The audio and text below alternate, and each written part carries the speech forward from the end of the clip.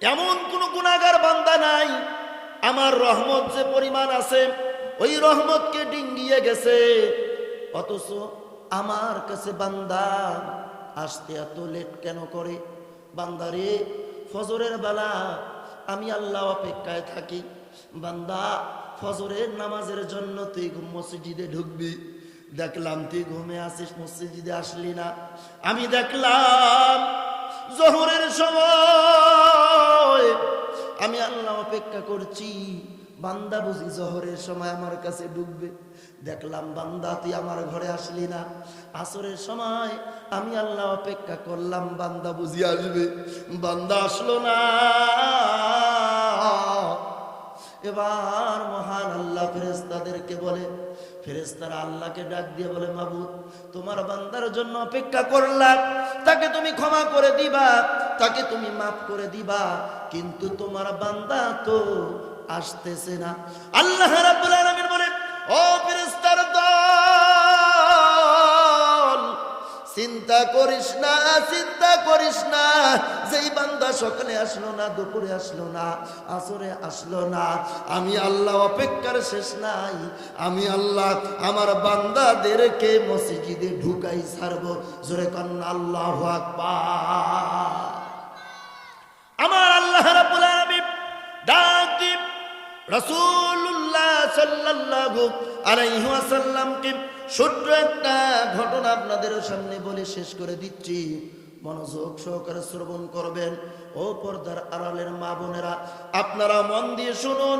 আমার দয়ার নবীজির একজন বিশ্বস্ত সাহাবী হযরতে ওমর ফারুক রাদিয়াল্লাহু তাআলা আনহু মসজিদে নববীর ভিতরে একটুখানি কায়ত হয়ে ইবাদত করার পরে শুয়ে আছে, বিশ্রাম করতেছে। একজন লোক মদিনা শরীফে জান্নাতুল বাকির ভিতরে, যারা হজ করতে গিয়েছিল তারা দেখেছে জান্নাতুল বাকি, অনেক সাহাবীদের কবর ওখানে আছে। ওই জান্নাতুল বাকিতে একজন লোক আল্লাহর দরবারে ফরিয়াদ করছে, মালিক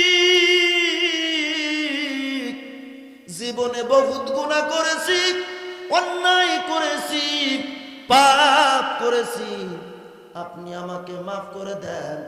আল্লাহ রাব্বুল আলামিন এই খেলাটা খেলতে গিয়া এর পূর্বের ইতিহাস দুইটা লাইন আপনাদের জানাই দিতে হয়।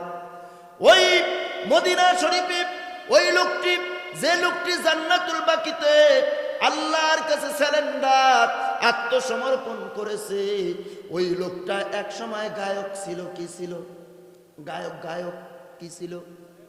গান গাইতো। আমাদের বর্তমান এই আউল বাউল আবুল সরকার যেগুলো গান গাইয়া পেটের খাদ্য জোগাড় করে, ওই রকম গায়ক মদিনা শরীফে 1400 বছর আগেও ছিল। এই গায়ক গান গায় আর আল্লাহর নাফরমানি করে, আল্লাহর সঙ্গে দুশ্মনী করে।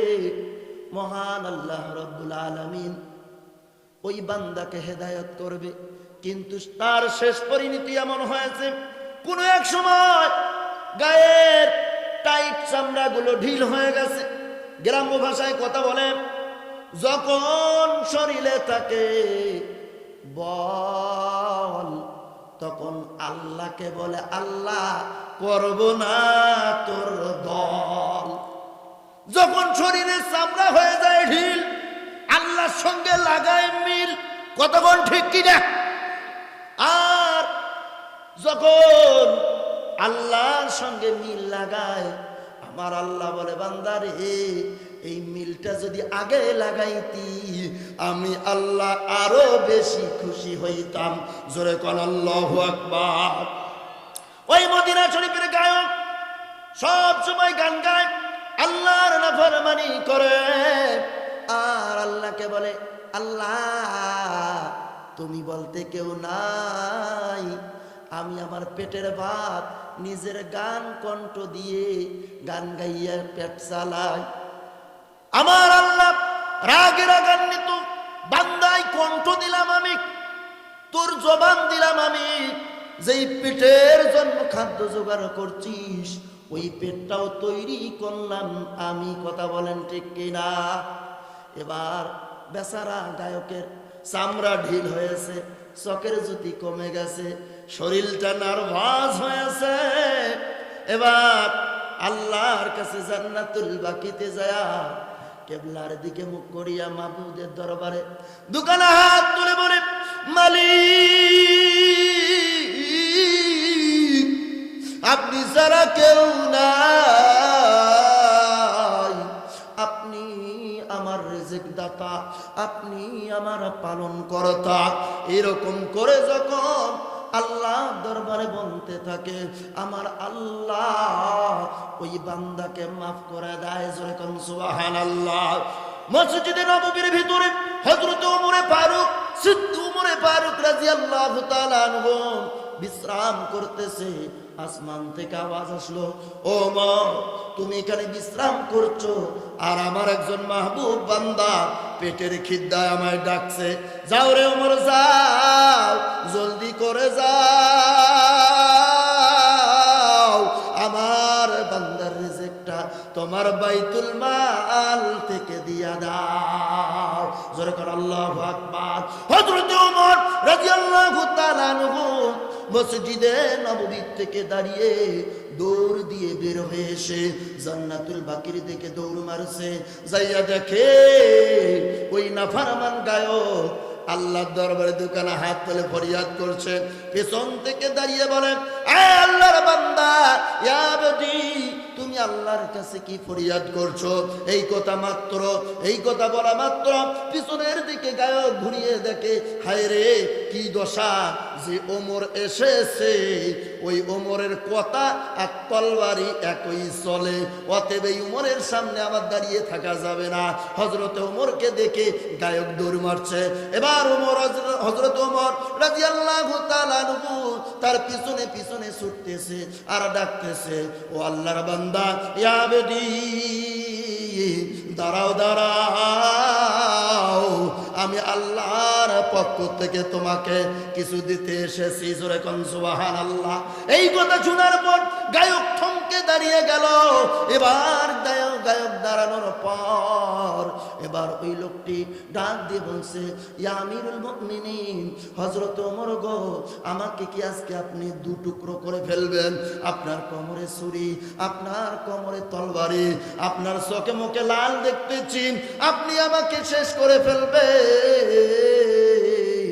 যদি আমাকে আপনি শেষ করে ফেলেন তো এখনই খেলেন, আর এই জান্নাতুল বাকিতে আমার দাফন কাফনের ব্যবস্থা করে দেন। হযরত ওমর ডাক দিয়ে বলছে, না না না না না, তোমাকে আমি মারতে আসি নাই, আমার আল্লাহর পক্ষ থেকে তোমাকে কিছু বাইতুল মাল থেকে খাবার দেওয়ার জন্য স্বয়ং আল্লাহ তাআলা আমাকে হুকুম করেছে।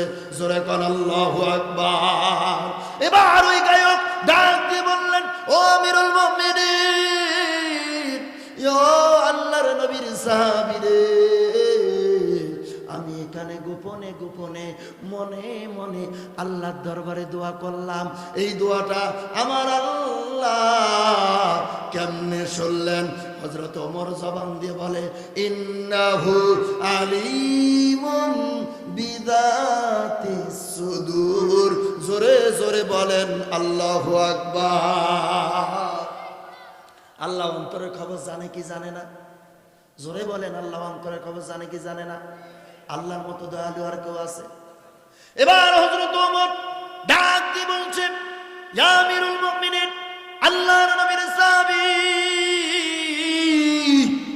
আল্লাহ রাব্বুল আলামিন যদি আমাকে রিজিক দেওয়ার জন্য খাবারের ব্যবস্থা আপনার মাধ্যমে করে, আজ থেকে আমি তওবা করলাম, আল্লাহর নাফরমানি ছেড়ে দিলাম, আল্লাহর পথে ওয়ালা জিকরুল্লাহি আকবার। মহিয়ান গরিয়ান সর্বশক্তিমান মহান রবের বরত্ব, মহান রবের শরণার্থে বরত্ব আমি প্রকাশ করছি। জোরে কোন আল্লাহু আকবার।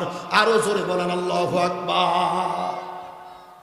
ভাইজান, গভীর মনোযোগ লাগান। নামাজ এমন একটা গুরুত্বপূর্ণ বিষয়, এমন একটা জিনিস যেই নামাজের মাধ্যমে অশ্লীল বেহাপনা লজ্জাপনা কাজ দূরে থাকে। মা বোনেরা কান পেতে শুনে নেন। এবার আসেন পুরস্কারের কথাটা বলবো। জোরে বলেন, পুরস্কারের কথা বলবো। নামাজ দুনিয়ায় আদায় করবেন, আর পুরস্কার মরার পরেই পাবেন। মরতে দেরি, পুরস্কার পাইতে দেরি নয়। কথা বলেন ঠিক কিনা? আল্লাহ রাব্বুল আলামিন বলে, কোন বান্দা যদি দুনিয়ায় আমার শরীরার্থে আমার ইবাদত নামাজ আদায় করে, নবী গো আপনি বলে দেন, আউয়ালু মা ইউহাসাবু বিহিল আবদু ইয়াউমাল কিয়ামাতিস সালাত। কিয়ামতের ময়দানে যখন বান্দাকে দাঁড় করানো হবে, সর্বপ্রথম তার থেকে নামাজের হিসাব নেওয়া হবে। কথা বলেন ঠিক কিনা? আল্লাহ রাব্বুল আলামিন বলে, বান্দা তুই মরতে দেরি, তোর কবরের মধ্যে আমি আল্লাহ তোকে পুরস্কার দিতে দেরি করব না। বান্দা যখন নামাজ পড়া অবস্থায় ইবাদত করি, অন্ধকার কবরে চলে যাবে, আমি আল্লাহ এই নামাজের বরকতে তোর অন্ধকার কবরটা আমি আল্লাহ আলোকিত করে দিব। জোরে কন্যা সুবহানাল্লাহ। আল্লাহ আমার রব, সেই রবে আমার সব। বলেন, আল্লাহ আমার রব, সেই রবে আমার সব। কথা বলেন ঠিক কিনা? ও ভাইজান, আজকে বাংলার জমিনে আল্লাহ রাব্বুল আলামিনের আইন অনুযায়ী, কোরআনের বিধিবিধান অনুযায়ী যদি রাষ্ট্র পরিচালনা করা হয়, যদি কোরআন দিয়ে সংসদ পরিচালনা করা হয়, সমাজ পরিচালনা করা হয়, পারিবারিক জীবন পরিচালনা করা হয়, রাষ্ট্রীয় জীবন পরিচালনা করা হয়, বলেন তো আল্লাহর কোরআন দিয়ে পরিচালনা করলে এই দেশের মধ্যে শান্তি আসবে না অশান্তি আসবে? জোরে বলেন, কি আসবে? কারা কারা চান এই সমাজে, এই বাংলার ভূখণ্ডে আল্লাহর কোরআন দিয়ে রাষ্ট্র পরিচালনা হোক? একটু দুই হাত তুলে দেখান। নারে তাকবীর।